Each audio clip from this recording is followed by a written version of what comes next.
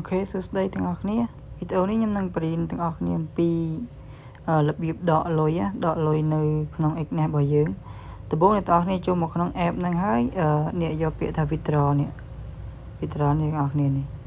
ចុច withdraw ហ្នឹងមកការដកលុយវា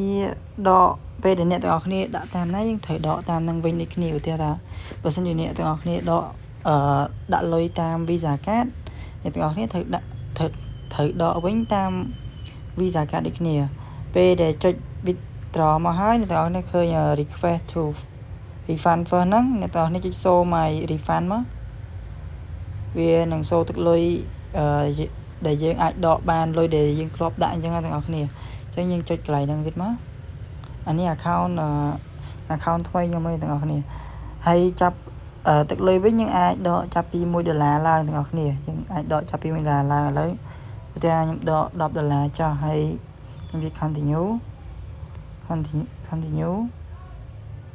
វា verify ជាមួយទូរស័ព្ទយើងហើយទូរស័ព្ទខ្ញុំ14 Pro Max អញ្ចឹងវា verify មកហើយយើងចុច confirm មកអូខេហើយយើងចុចទៅមើលវាអ្នកទាំងអស់គ្នាជួនកាលវាបំបែកទៅជា2ជា10រៀលហ្នឹង